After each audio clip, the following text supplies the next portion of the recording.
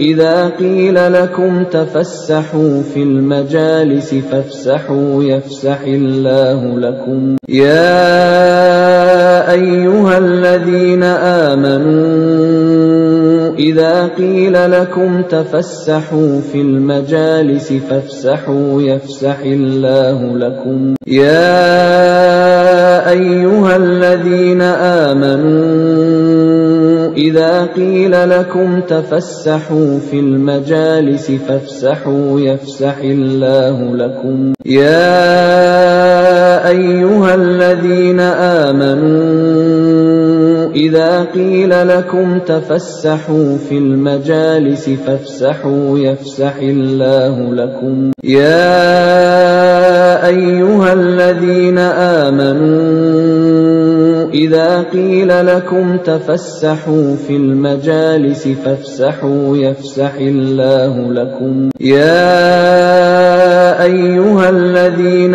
آمنوا إذا قيل لكم تفسحوا في المجالس فافسحوا يفسح الله لكم يا أيها الذين آمنوا إذا قيل لكم تفسحوا في المجالس فافسحوا يفسح الله لكم يا أيها الذين آمنوا إذا قيل لكم تفسحوا في المجالس فافسحوا يفسح الله لكم يا أيها الذين آمنوا إذا قيل لكم تفسحوا في المجالس فافسحوا يفسح الله لكم يا أيها الذين آمنوا إذا قيل لكم تفسحوا في المجالس فافسحوا يفسح الله لكم يا أيها الذين آمنوا إذا قيل لكم تفسحوا في المجالس فافسحوا يفسح الله لكم يا أيها الذين آمنوا إذا قيل لكم تفسحوا في المجالس فافسحوا يفسح الله لكم يا أيها الذين آمنوا إذا قيل لكم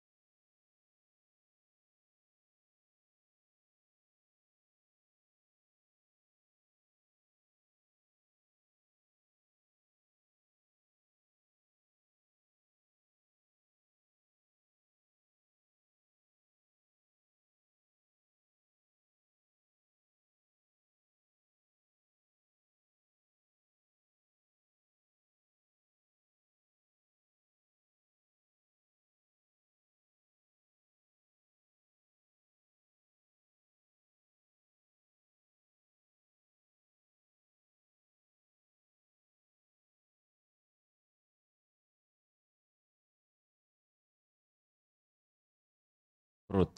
Nah, ini semuanya yang disebut sebagai kadar dalam penentuan hukumnya.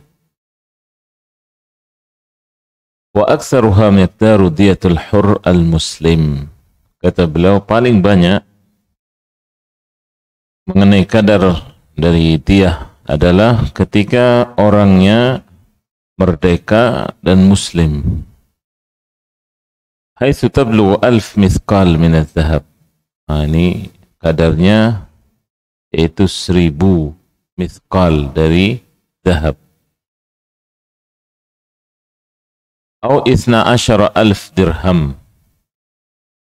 Kalau tadi istilahnya dengan emas, ini dikurs dengan mata uang dirham yaitu 12.000 daripada dirham Islami. Ya. Dan setiap dari 10 dirhamnya ini disebut sabak mathaqil. Ada 7 mathaqil. Ini bentuk timbangannya. Au mi'ah minal ibil. Ini yang seperti yang pernah saya sampaikan, yaitu sama dengan 100 unta. Au mi'atai baqarah, atau 200 sapi. Aduh, 200 sapi, tidak kebayang banyaknya. Ya.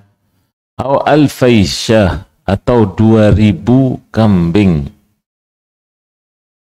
Ini semua berdasarkan hadis Abi Dawud dari Jabir radhiyallahu an, farada Rasulullah SAW fidyah ala ahli al-ibil mi'ah min al-ibil. Jadi Rasulullah SAW mewajibkan diat itu bagi orang atau yang bergelut dengan unta itu sebanyak 100. Jadi kalau mau menyerahkan keluarga korban itu beternak apa? Unta, maka 100 unta. Wa ala ahli al-baqar mi'atai baqar. Atau yang punya sapi yaitu 200. Wa ala ahli syah, dan bagi pemilik atau gembala kambing maka 2000. Dari Ikrimah dari Ibnu Abbas, anna rajulan qatal faja'ala Nabi SAW diyatah 12,000 dirham. Berkenaan dengan kursnya dengan dirham, ini ada riwayatnya Ibnu Abbas bahwa ada seseorang membunuh di zaman Nabi SAW.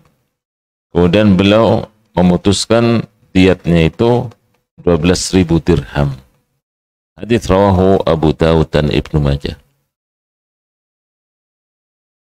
Kemudian ada tambahan dari riwayat Amr bin Hazm, ala ahli dhahab 1000 dinar. Untuk yang berinteraksi dengan emas, maka kadarnya adalah 1000 dinar. Hadis riwayat An-Nasai. Baik, jadi kadar-kadar tadi, baik itu unta, sapi atau kambing, atau dengan mata uang dirham atau dinar, ini semua kata Syekh ada perbedaan di kalangan ahlul ilm, para ulama. Apakah ini yang disebutkan tadi di antara usul atau pokoknya diat yang bila dibayarkan oleh seseorang, ya, maka wajib bagi keluarga korban itu menerimanya, ya, atau siapa saja, baik yang dekat atau yang jauh, karena sudah mendatangkan bayar yang wajib. Maka ini di antara pendapat yang ada, yang pertama. Kemudian yang kedua, bahwa pada dasarnya itu unta. Jadi unta. Dan ini pendapat jumhur atau mayoritas dari kalangan ulama. Berdasarkan sabda Nabi SAW, fin nafsil mu'minah mi'atun minal ibil. Jika orang yang mati itu beriman, maka kadar dietnya adalah 100 unta. Kemudian sabda Nabi SAW, ala inna fi qatili amd al-khata' mi'ah minal ibil. Ketahuilah bahwasanya berkenaan dengan korban yang disengaja, itu diatnya adalah 100 unta. Dalam riwayat bahwasanya Umar radhiyallahu an pernah berdiri berkhutbah. Di antara ungkapan beliau, ala innal ibila qad ghalat faqawwim ala ahli dhahab 1000 dinar wa ala ahli al-waraq 12,000. Jadi khutbahnya siapa? Umar radhiyallahu an. Ketahuilah bahwa unta-unta ini sudah mahal, harganya melonjak di zaman beliau. Maka kurskan dengan emas, yaitu sebanyak 1000 dinar. Dan bagi yang berinteraksi dengan kertas, ini sebanyak 12.000. Ya, ini maksudnya fiddah atau apa? Perak. Wa ala ahli al-baqar mi'atai. Baqar untuk peternak sapi, yani 200. Wa ala ahli syah alfai syah, untuk peternak kambing, yani 2000. Wa ala ahli al-hulal mi'atah hullah, dan bagi orang-orang yang mengenakan perhiasan, maka sebanyak 200 perhiasan. Karena Nabi SAW ghalladha fil ibil diyatal amad. Jadi karena dahulu Nabi SAW melazimkan, mewajibkan untuk kasus pembunuhan ini, yaitu 100 unta. Ya, unta yang dikedepankan. Wa khaffafa biha diyatul khata'. Kemudian Nabi SAW meringankan untuk diat yang kasusnya salah, ya, salah incar. Wa ajma'a ala adzalika ahlul ilm. Maka ini yang kemudian disepakati oleh para ulama, dan ini adalah dasarnya, pokoknya, asal dari hukum diat. Ma'asyiral muslimin rahimakumullah, wa hadzal qaul huwa rajih. Nah, di sini Syekh menyatakan pendapat yang kuat ini unta. Dengan demikian, kata beliau, selain dari unta, dari jenis-jenis binatang yang disebutkan tadi, itu bisa dianggap sebagai apa? Bab at-taqwim, yakni bentuk persamaannya daripada unta. Ya. Kemudian wa taghladu diyah fi qatl al-amad wa shibhah fataj'al al-mi'ah min al-ibil arba'a. Ya.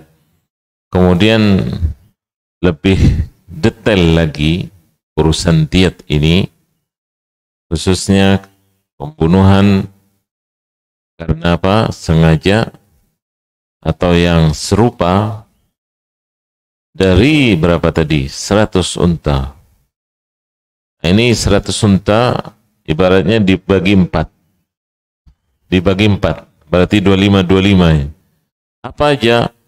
25 bintu makhab, wa 25 bintu labun, wa 25 haqqah, wa 25 jada'ah. Jadi 25 dari 100 unta itu, 25-nya disebut bintu makhad. Artinya yang sudah melahirkan, yang sudah produk, yakni produktif maksudnya. Unta yang sudah betina yang melahirkan. Ya. Kemudian ada disebut di sini 25 berikutnya bintu labun. Ini sudah berlalu kalau kita membahas tentang zakat. Istilah apa? Bintu makhad, bintu labun. Dari istilah-istilah onta. Ya. Kemudian 25-nya lagi haqqah, ini lebih kecil. Ya, lebih kecil lagi. Jadi terakhir jaz'ah. Nah, ini yang muda. Ya. Itu sebagaimana riwayat Az-Zuhri dari As-Sa'ib ibn Yazid yang berkata, kanat ad-diyah ala ahdi Rasulullah SAW arba'ah. Jadi kata As-Sa'ib ibn Yazid, dahulu diat ditunaikan di masa Rasulullah SAW itu dibagi 4. Nah ini, dengan 25 jaz'ah, yakni yang masih muda, kemudian 25 haqqah, kemudian 25 bintu labun, 25 bintu makhad. Ya. Jadi sama kayak di istilah di bawah binatang ternak itu ada kan. Mungkin saya ingatkan lagi misalnya seperti apa? Kambing. Di kita ada istilah apa? Poel ya. Sudah berusia 2 tahun atau lebih. Nah, demikian itu bintu makhad, bintu labun. Ini semua yang apa? Usianya sudah di atas 5 tahun. 5 tahun itu matang-matangnya. Baik, jadi ini semua kalau ada unta yang demikian. Kemudian bagi wali korban itu harus mengambil atau menerimanya. Ya. Kalau dia mengatakan saya minta harganya aja, artinya bentuknya qimah atau uang atau apa, maka ini kata Syekh, hasba ma tusawi hadhil asnaf fi kulli asrin bihasabih. Di setiap masa, yang penting jumlahnya tadi berapa? 125 dibagi apa? 4 itu. Kemudian di kurs berapa? Keuangannya, tentang mata uangnya setiap negara, setiap zaman. Ya kadarnya segitu ya sudah. Yani maksudnya dengan harga kala itu. Jadi maknanya begini. Kalau misalnya kita tahu seperti kambing lah. Kambing 2 tahun yang lalu dengan harga hari ini sekarang kan beda. Ya kan? Dulu paling cuma 1 juta, tapi sekarang tidak dapat. Untuk misalnya usia 2 tahun untuk kambing apa? Jadi demikian untuk unta ini. Setiap masa, kata beliau, menurut kadarnya. Wa bintul makhad ma tamma laha sanah. Ini. Untuk ukuran apa? Unta disebut bintul makhad, yaitu kala sudah berusia 1 tahun penuh. Bintul labun itu yang sudah 2 tahun. Ya. Kemudian al-haqqah ini yang sudah 3 tahun, dan jaza'ah itu yang 4 tahun. Jadi ini kadar-kadar yang disebutkan tadi. Karena kalau apa, semuanya dipukul rata yang jaz'ah misalnya umur 4 tahun, apalagi 5 tahun, itu bisa punah gitu. Jadi membiarkan yang apa sudah berusia itu untuk apa? Untuk menggantikan, supaya ada apa itu semacam rotasi atau pergantian. Kemudian diyatul hur al-kitabi sawa'un kana dhimmiyan aw musta'mana aw mu'ahada nisfu diyatil muslim. Kalau misalnya ya orang merdeka ya, tapi dari ahlul kitab. Ahlul kitab yakni Nasrani atau Yahudi. Ya. Misalnya di kasus kecelakaan. Kalau dia si Nasrani atau Yahudi ini statusnya zimmi, ya, artinya di wilayah umat Islam dia itu musta'man, yakni apa? Sudah dijamin keamanannya, atau mu'ahad, ada kesepakatan antara penguasa dengan dia, oh dia punya apa? Janji. Maka ini separuh daripada dietnya orang muslim. Berarti 50, berkisar 50 unta. Berdasarkan hadis Amr ibn Shu'aib dari ayahnya, dari kakeknya, bahwasanya Nabi SAW qadha bi anna aql ahlul kitab nisfu aqlil muslimin. Ini berdasarkan riwayat bahwa dahulu Nabi SAW memutuskan berkenaan dengan apa?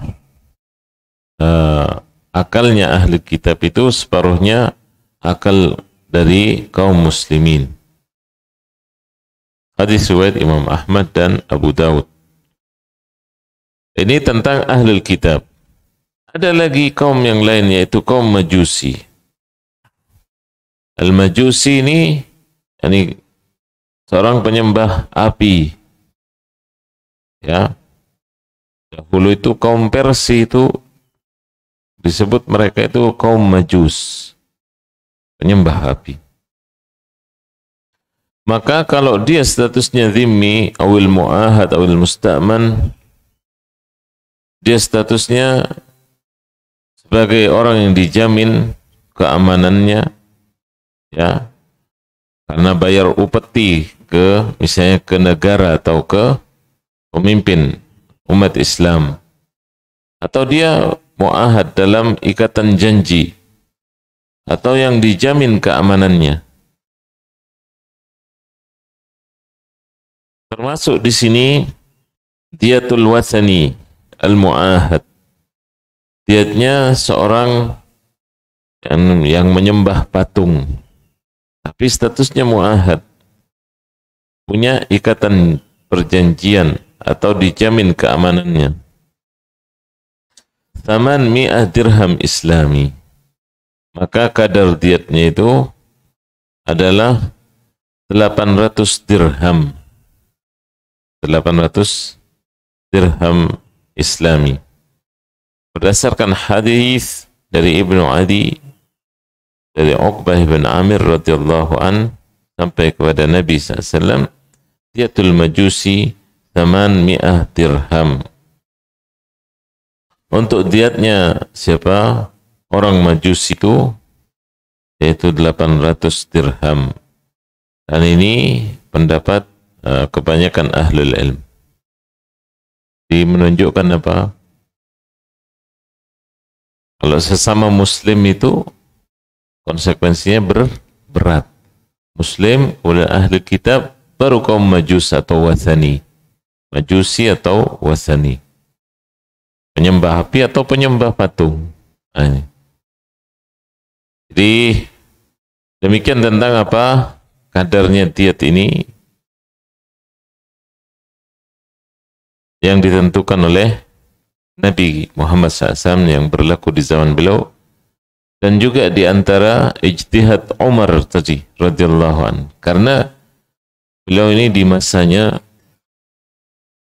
banyak mendapati keadaan-keadaan yang tidak sama dengan di masa Nabi SAW, hingga menjadikan beliau berijtihad, dan di antara ijtihadnya itu tidak ada dari sahabat yang mengingkari, menunjukkan apa itu bisa dikatakan telah disepakati. Kalau misalnya itu hukum dipandang oleh sahabat yang lain tidak tepat, pasti menyanggah atau memberi saran pada Umar radhiyallahu anhu. Berikutnya nisa ahlul kitab wal majus wa abadatul awthan ala nisf min diyati dzukranihim. Untuk yang kalangan wanita, artinya wanita dari kaum ahli kitab, Yahudiyah, Nasraniyah, atau Majusiyah, atau penyembah patung, mereka semua separuh diatnya laki-laki dari bangsanya sendiri. Ya, maknanya apa? Misalnya kalau tadi kaum apa ahli kitab Yahudi atau Nasrani, maka misalnya 50 unta, berarti kalau perempuan mereka ya 25. Dan ini kata Syekh sebagaimana diat untuk nisa al-muslimin, untuk kaum wanitanya umat Islam. Ini juga separuh dari diatnya kaum laki-laki. Jadi sampai apa? Rinci sedemikiannya ya hukum Allah ini, hukum Islam. Berkata Imam Ibn al-Mundhir, ajma' ahlul ilm ala anna diyat al-mar'ah nisf diyat al-rajul. Para ulama sepakat bahwa diatnya untuk kaum wanita itu separuh dari diatnya kaum laki-laki. Dan dalam tulisannya Amr ibn Hazm dinyatakan diatul mar'ah ala nisf min diatul rajul. Diatnya kaum wanita, seorang wanita itu separuhnya diatnya kaum laki-laki. Berkata Al-Allama Ibn Qayyim rahimahullah, "Lamma kanat al-mar'a anqas min ar-rajul wa ar-rajul anfa' minha wa yasuddu ma la tasudduhu al-mar'ah min al-manasib الدينية والولايات وحفظ الثغور والجهاد وعمارة الأرض وعمل الصنائع التي لا تتم مصالح العالم إلا بها." Ini hikmah atau pelajarannya. Kenapa sih perempuan itu separuhnya?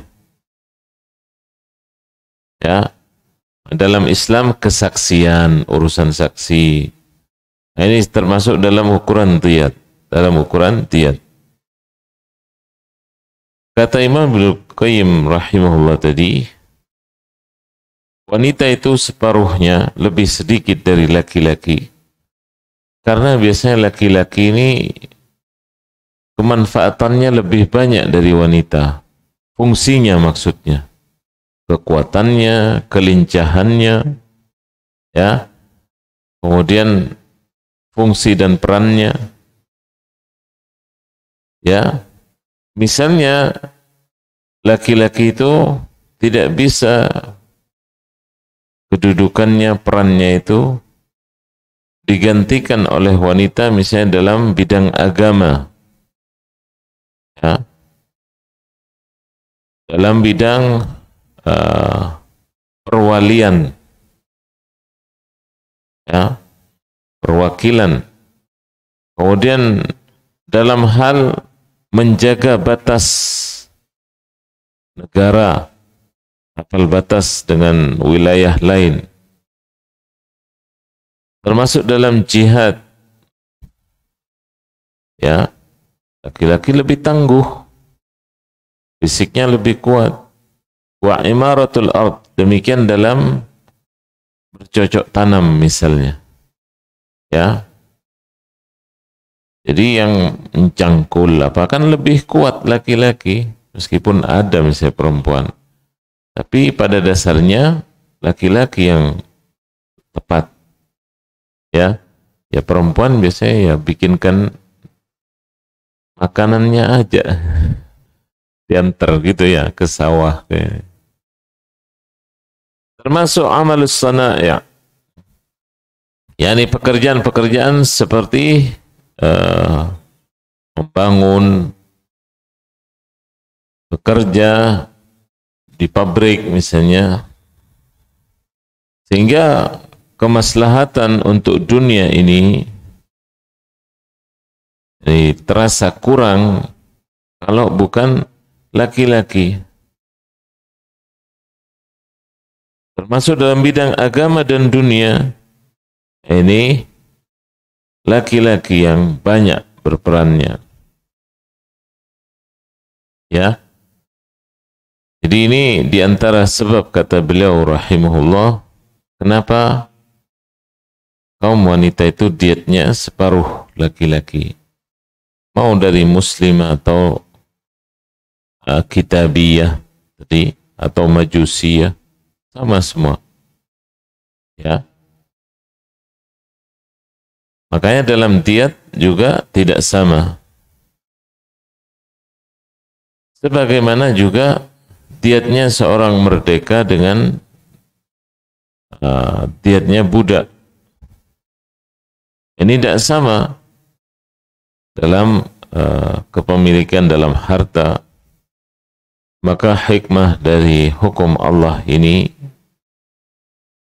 bahwasanya menjadikan separuh harga dari apa tadi, jenis kelamin atau yang jenis merdeka atau budaknya, itu diantara tuntunan dalam syara Islam, karena fungsinya tadi yang juga berbeda-beda.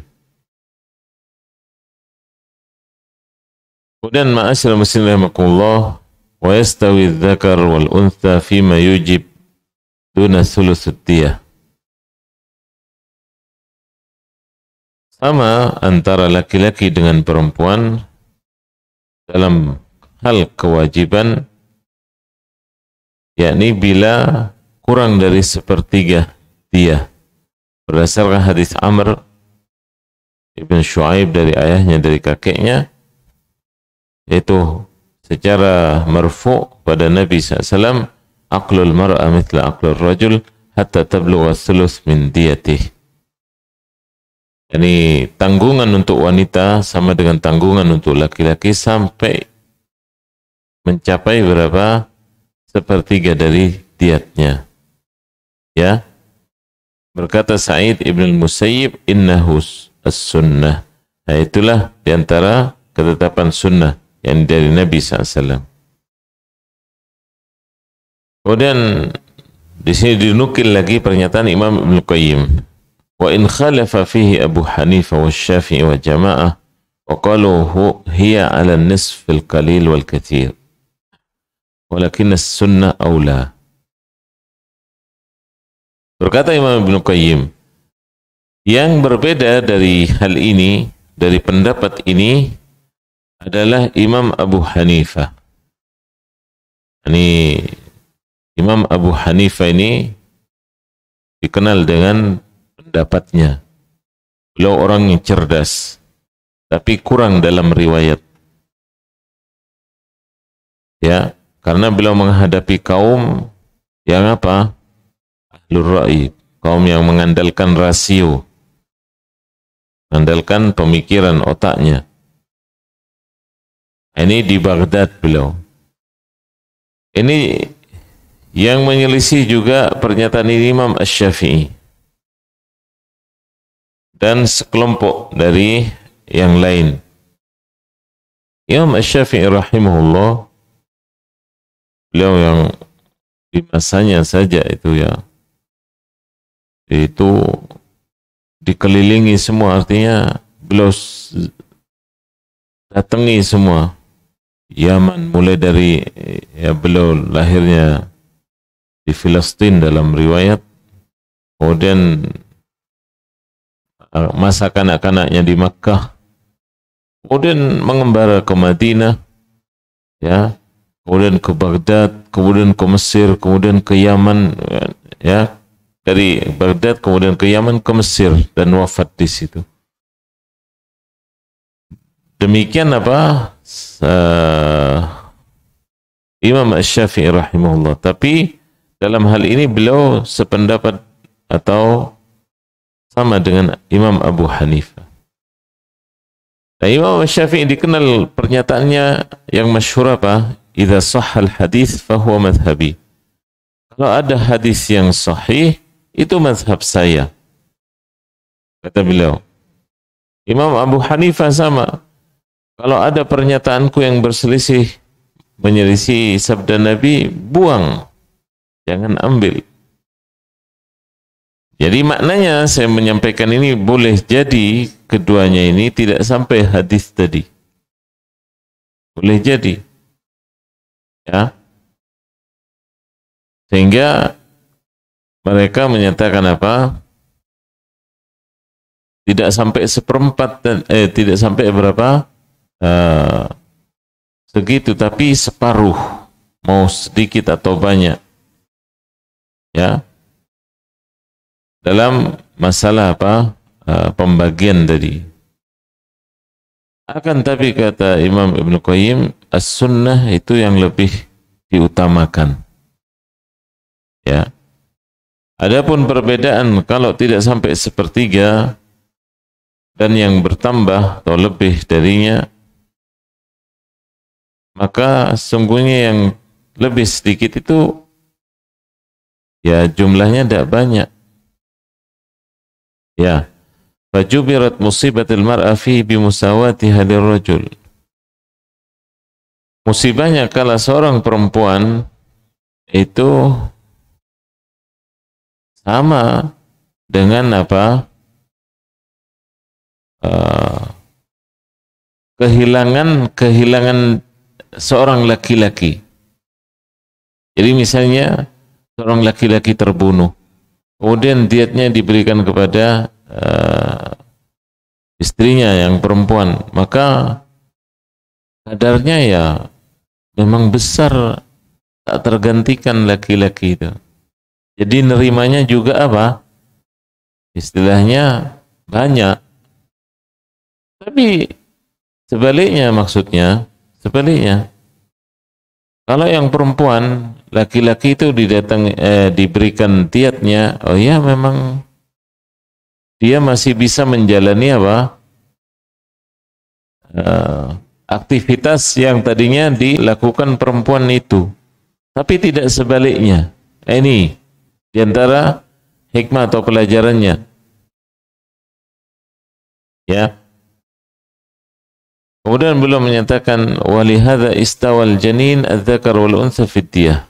Karena ini juga makanya untuk urusan janin yang masih di perut itu disamakan mau laki atau perempuan. Di zaman dahulu misalnya belum ketahuan kan janin itu apa jenis kelaminnya. Diketahui ya ini setelah lahir ke dunia. Ya.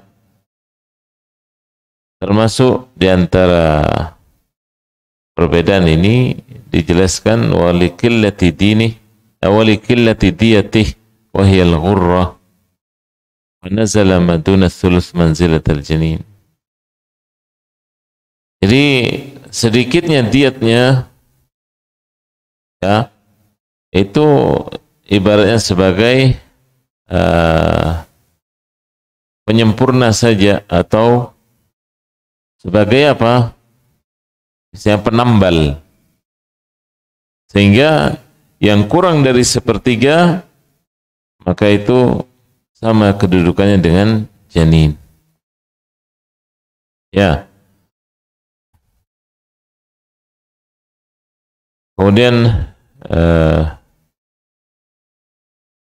beliau menyebutkan lagi bahwasanya diat ini untuk laki-laki atau perempuan, besar atau kecil, balik atau belum, ya, maka ini disepakati berdasarkan qimah, yakni atau harganya, yakni tidak sampai pada diatnya orang yang merdeka. Ya, kalau sampai pada diatnya orang yang merdeka atau lebih, maka di sini disebut pendapatnya Imam Ahmad yang masyhur.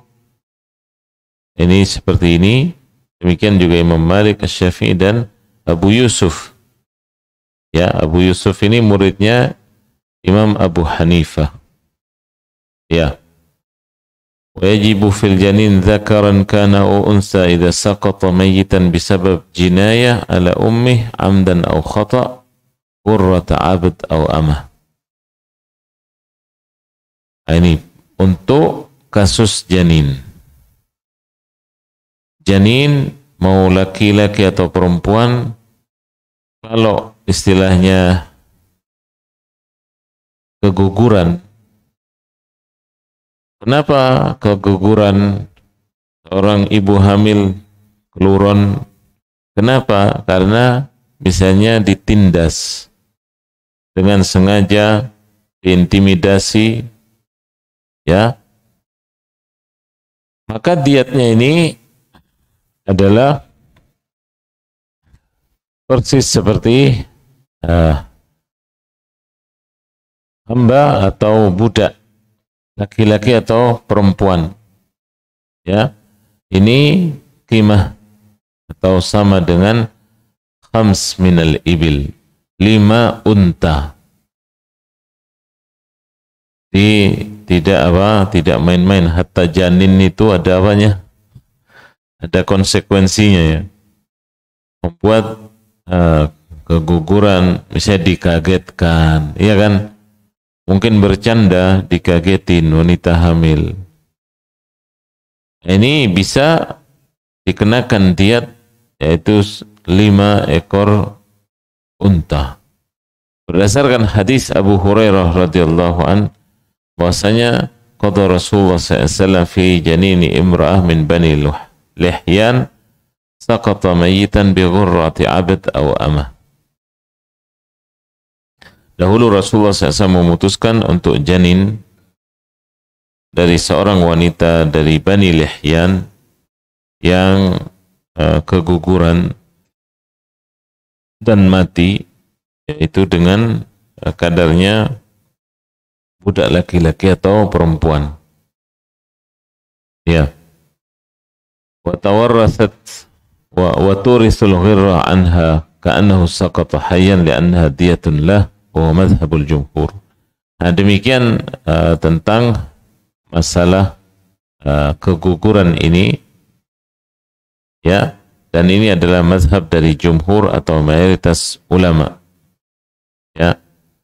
Jadi al-ghurrah di sini maknanya adalah 5 ekor unta atau 1/10 dari diahnya budak, 1/10-nya itu 5.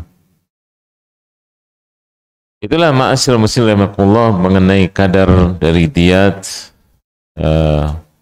yang ada dalam sunnah atau hadis Nabi SAW, yakni perbedaan antara orang merdeka atau budak, kemudian statusnya dia itu laki-laki atau perempuan, ataukah janin yang terakhir tadi. Dengan demikian kita mengetahui bahwasanya Allah Subhanahu wa taala syariatnya yang demikian sempurna ini menjadikan apa? Bahwa yang namanya nyawa itu berharga, jangan dipermainkan, jangan kemudian apa? Dibunuh tanpa alasan. Nah, ini semuanya diantara apa? Bentuk pengagungan dalam agama Islam terhadap apa? Nyawa. Baik, jadi sampai di sini tentang kadar diat ini. Mudah-mudahan ini menambah ilmu dan keimanan kita akan syariat Allah Subhanahu wa taala. Demikian wallahu taala alam, wa sallallahu ala nabiyina Muhammad wa ala alihi wa sahbihi wasallam. Kita akhiri subhanakallahumma wa bihamdik asyhadu an la ilaha illa anta astaghfiruka wa atubu ilaik. Assalamualaikum warahmatullahi wabarakatuh.